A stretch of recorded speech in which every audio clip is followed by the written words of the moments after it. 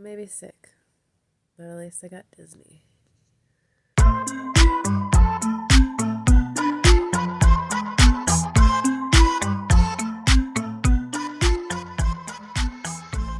So, I'm sick, so bear with me. This may not be the best quality video that I ever produce, but I will do my best. But let's get into this because I'm actually really excited. Being sick has actually given me some time to read. I am not capable right now of focusing on my own story, my own novel, so I have been getting lost in other people's worlds. Now, for those who just started following me, you will probably be aware that the first book review I chose to do on this channel was for A Court of Thorns and Roses. And you can go check out that review for my thoughts on that. I was told it was worth reading. I disagree, but whatever.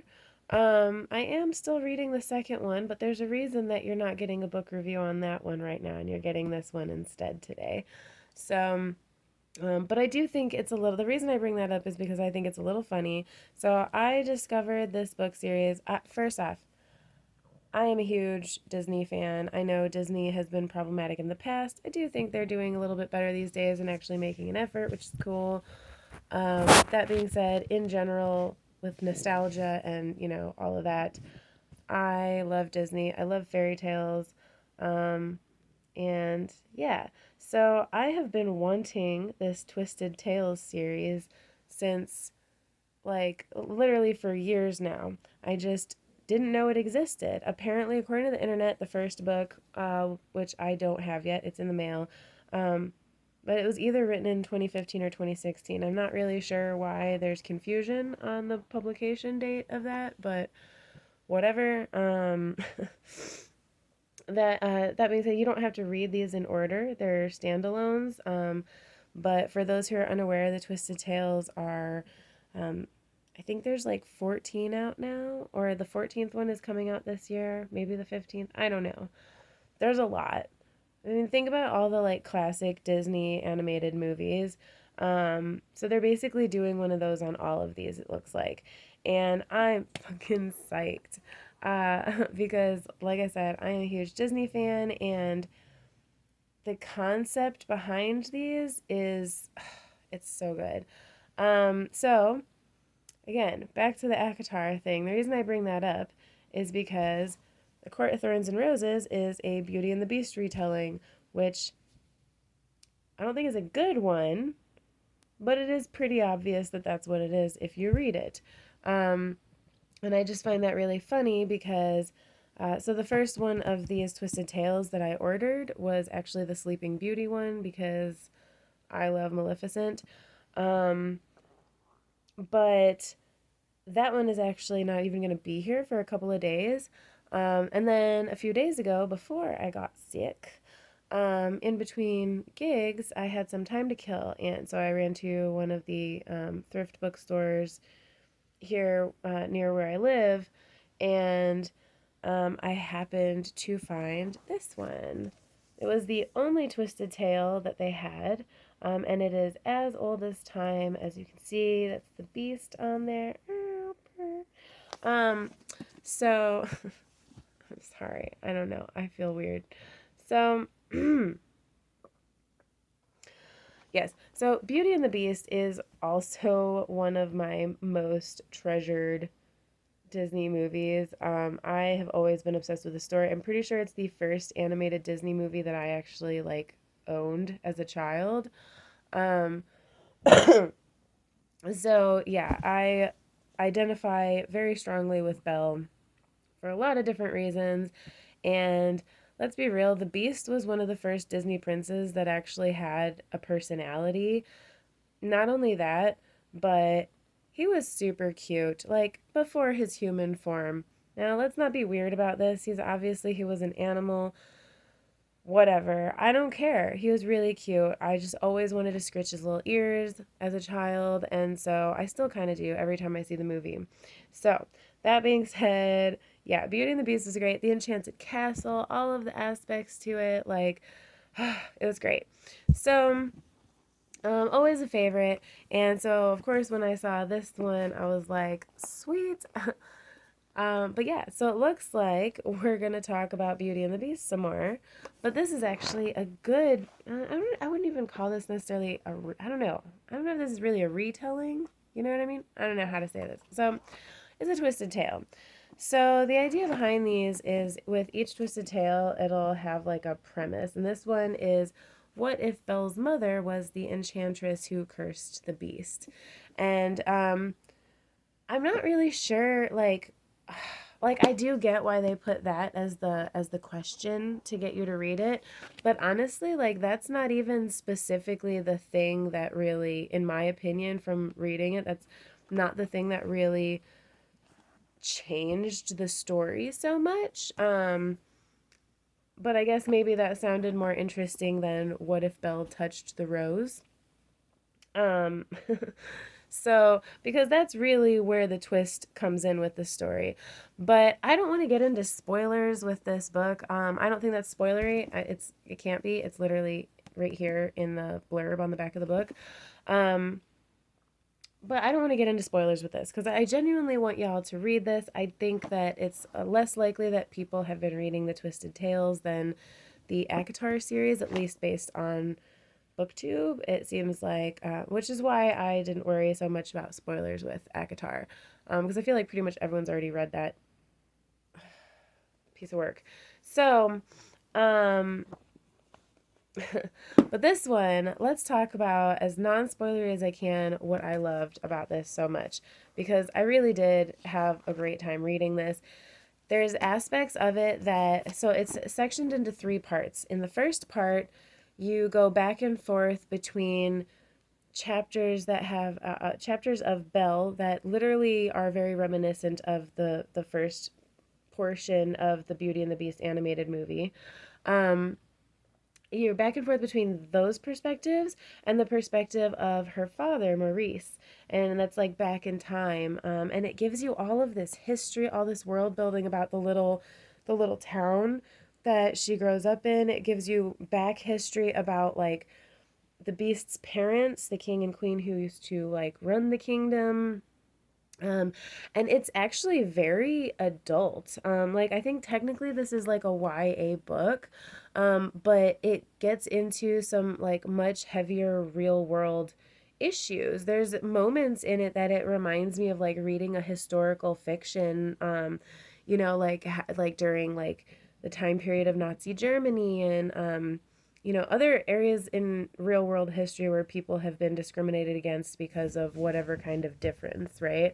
Um, and it gets kind of dark at moments, and but it's so interesting. Like I love how they give so much backstory about Maurice, right? So if Belle's enchantress, or if Belle's mother was the enchantress, right? So, she's not the only magic user in the beginning of this. They call them Les Charmantes through like the first part of the book.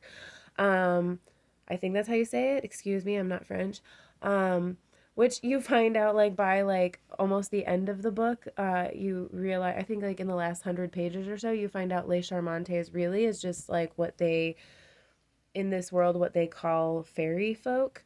But in the beginning, it's kind of just like they're like the weirdos. So yeah, it gets into a lot of the discrimination between like the fair folk and the like normies in the town, who the king and queen happen to be normies. So there's a lot that goes on with that. The second part of the book is much more focus. It stops doing the flashing back and forth thing and is much more just about Belle and the Beast in the castle and her time there. Because basically, by I think it's by the end of part one is when the like twisted moment happens where Belle actually touches the rose, which if you remember in the movie, Beast stops her before she does that. She actually touches it in the book. And that spirals everything else in the story to happen. And so the second part of the book is about her and the Beast trying to figure out, you know, basically like how to break the curse, right? I'm going to just read the back of this to you. Um, non-spoilery, right? But so Bella's a lot of things: smart, resourceful, restless. She longs to escape her poor provincial town for good. I will say they do say provincial quite a lot, and it's really annoying. That's one thing that kind of, it's just like kind of took me out every time because like who actually uses the word provincial? And I could tell they were really only doing that because of the song. But whatever, it's Disney. You know what I mean? Like I will say I feel like I made more allowances in this than I would have normally. Um, because it is a Disney movie book. So she wants to explore the world despite her father's reluctance to leave their little cottage in case Belle's mother returns, a mother she barely remembers. Belle also happens to be the captive of a terrifying angry beast, and that is her primary concern. But when Belle touches the beast's enchanted rose, intriguing images flood her mind, images of the mother she believed she would never see again. Stranger still, she sees that her mother is none other than the beautiful enchantress who cursed the beast, his castle, and all its inhabitants. Shocked and confused, Belle and the beast must work together to unravel a dark mystery about their families that is 21 years in the making. So, yeah, so part two is them going through and trying to figure this out. And part three, whew, y'all, part three, it's like basically like the last 120, maybe 150 pages. I don't know exactly. But the last little portion of the book, I literally read in a few hours because it was just like nonsense. I didn't want to put it down. It was really, really interesting. It got hella dark. Um, like I know on a lot of these books they have like the villain or whatever, or maybe even like just like the hero whose journey it actually is on here. Um, and I will say like I love that they put the beast on here. For one, like Belle, I don't know, she like her silhouette. I don't know if it would really stand out as much as the beasts for sure. And as much as like you really don't get a whole lot. You get like one chapter in here from the beast's perspective himself, actually. But I do feel like, despite as much character development as we get for Belle, for her father, even like her mother and her backstory and like different townspeople that you'll recognize from the original animated movie and stuff. Um, you get all of that in here, but I will say ultimately, I feel like this is in a lot of ways actually the Beast's story. Which is really interesting because it's not really told from his perspective. But so I think it was like a really good choice for the cover. I actually love these covers. I have another, I don't know. I have some of these other Twisted Tales that have the older covers, which are also really pretty, but I really like this. It's very bright and colorful, and I think it's really pretty. Um, but yeah, so this definitely got way darker than I expected, especially given it's a Disney movie. There was like actual like mentioning of certain types of torture that were pretty horrifying. I thought it was really cool actually like delving into Belle's state of mind during a lot of this. Like it definitely talks a lot about like her questioning her own sanity, which of course like who wouldn't, like it talks about like the horror of being like trapped in like the body of an inanimate object for a decade, especially as like an innocent person who didn't do anything to deserve being cursed like that in the first place. So like all of these things that like if you really think about the animated movie, it would probably be really disturbing. Yeah, they actually talk about that and discuss it and go deep. And between that, the world building, the character development, like so good, so good. I was very excited to finish it because there's like, 13, 14 other books in the series that I also am really excited to read. But I also am sad that I'm done reading it. And I can't say that I've been like sad to be done reading a book in a while. I'm pretty picky. And so, like, you know, it just doesn't happen that often. But this, it was like just being in the world just felt so nice. Even like, I will say only negatives that I had at this. Some of the phrasing was a little weird. Maybe my grammar is just not as good as I think it is. But you know how sometimes things just sound off, even if it's like grammatically correct? Maybe that's what's going on. I don't know. Either that or she had like not the best editor. But that being said, I highly, highly recommend As Old as Time. It was super fun. I would love to hear your thoughts on it. I think the next one of the Twisted Tales that I will be reading is going to be Reflection, which is the Mulan um, retelling, because this one actually got here before my Sleeping Beauty one. So, yeah, I'm going to get into that. I will also still be eventually reviewing A Court of Mist and Fury. I'm about halfway through that one, and it's still taking me a while, and this is supposed to be the best one in the series. So I feel like this series might be at least for now, a DNF. That is the ACOTAR series, not the Twisted Tales. I'm totally reading all of those. Um, but yeah, I'm still going to try. I'm really trying. That being said, thank you guys so much for watching. I really appreciate it.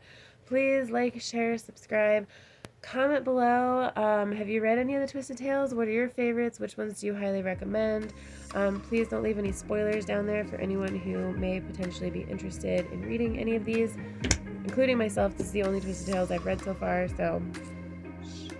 Um, but yeah, thank you guys so much, and I will see y'all real soon. Bye.